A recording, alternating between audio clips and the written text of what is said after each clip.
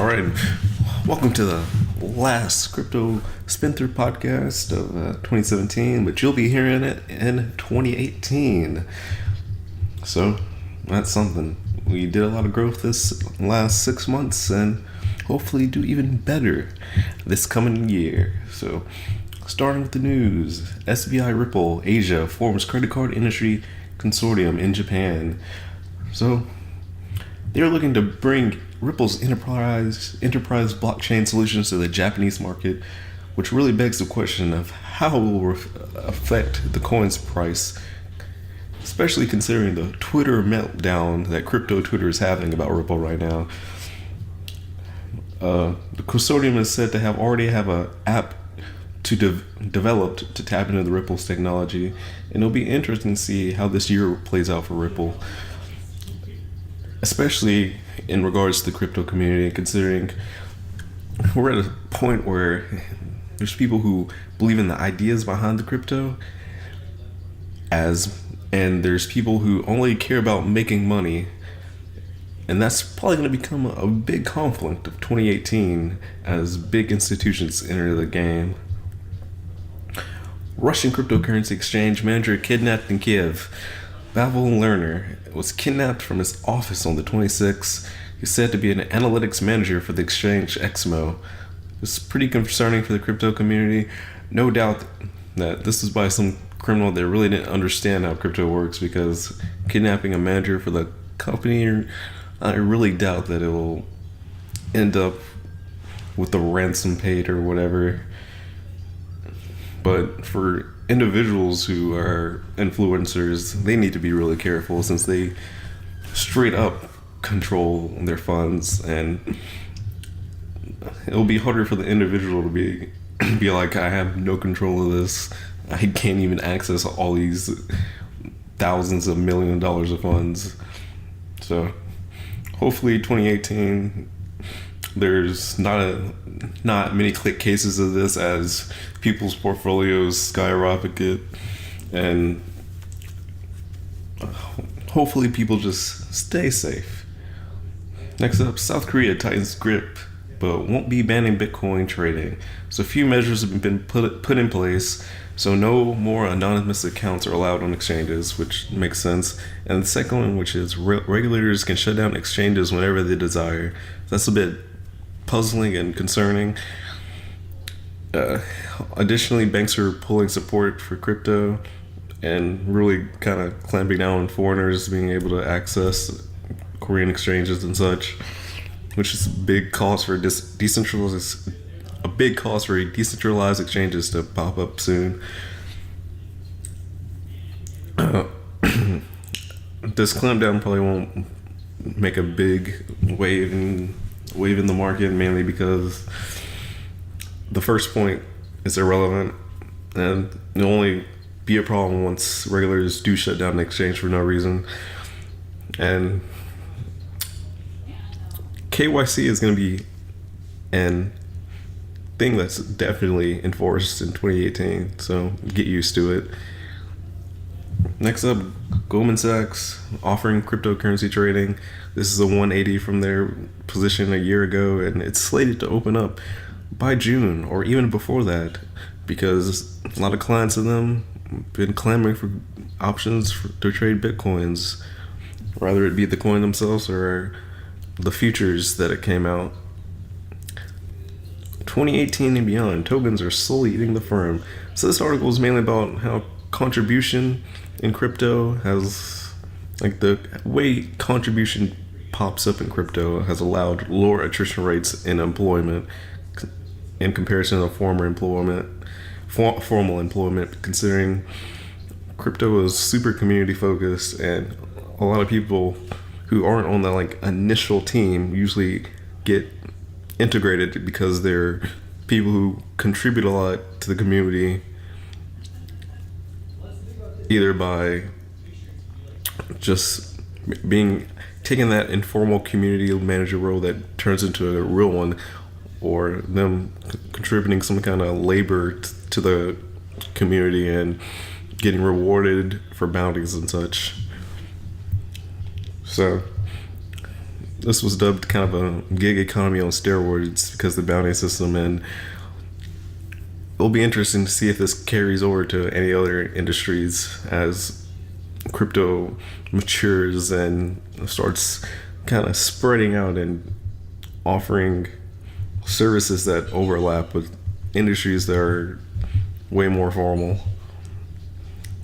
Bitcoin is among the top searches for 2017 according to Google data. So it's probably because of price increase this year, but global support for Bitcoin is really high. A lot of smaller countries actually contributed to this data more than the US or UK, and the craze in Asia we had this last couple of months has probably played a big part in it too. I know countries that were mentioned specifically were Nigeria, Austria, Netherlands, and such countries like that played a big role for the search engine searches. Everything you need to know about the new Poloniex verification policy. So this sounds like a bigger deal than it really is. Basically, Poloniex is implementing the mandatory know your customer type stuff, just like all those Korean exchanges have to do. So if you have a verified account, you really don't have to worry about anything. But if you have an unverified legacy account and stuff, don't think you can stay anonymous, because that's no longer the case. You can expect every exchange that operates in major countries to force KYC on you. So until decentralized exchanges are a thing, you'll have to reveal your identity or physically expose yourself to a stranger to get coins.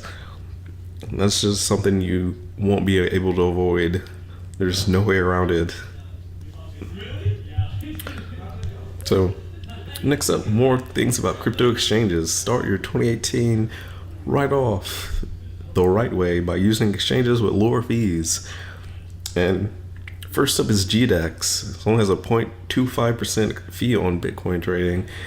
So stop using Coinbase and link up Coinbase and GDEX together, because for whatever reason, Coinbase takes a way higher fee than GDEX does. Even if Coinbase uses GDEX and all that, and at this point they're basically inseparable. So link up GDEX, use GDEX, stop using Coinbase, because you're losing a bit of your money. Next up on this exchange list is Binance. You only be charged 0.1% of trading fees, and withdrawal fees vary on coin. It's one of the biggest exchanges now, and you only pay half your fees if you own their BNB token and you use that for the fees.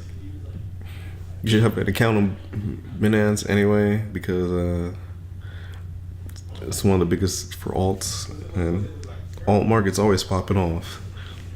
Next up, Hit BTC. Smaller, but it has similar rates to Binance. I don't really use this one personally, but maybe I will, considering it has low fees. Honorable mentions are Bitstamp and Gemini, just because they're good alternatives for when you need to buy crypto with fiat instead of relying on Coinbase or GDEX, because they go down a decent amount sometimes. The article also includes Bitfinex, but I don't recommend using Bitfinex considering the whole Taylor situation, and that can blow up at any time, and it might take your coins down with them. Bitcoin fork. SegWit2x has revealed problems of the exchanges. There's been complaints about exchanges honoring all these forks, and it is a problem with exchanges honoring forks, especially Bitcoin forks. So just remember that if you don't control the private key, you don't control the coins. So don't expect to get any of these forks if you're not using a wallet, like a hardware or software wallet, and you own that private key.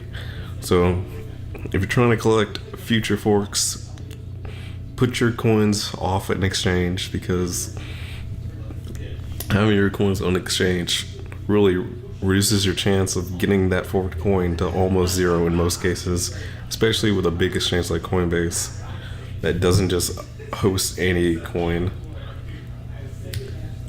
And here's another big thing, real big. Payment provider Bitrefill ran a successful Lightning Network transaction test. So they're a prepaid phone provider, and I believe the guy did a video on paying the prepaid phone thing, and it was at near instant speed with zero fees. So this means Lightning Network's right around the corner, and this is really important because this really throws out the whole scaling debate and people complaining about Bitcoin fees being ridiculous. With Lightning Network, Bitcoin can actually be spent, and there's almost no reason to use Bitcoin Cash once Lightning is a thing.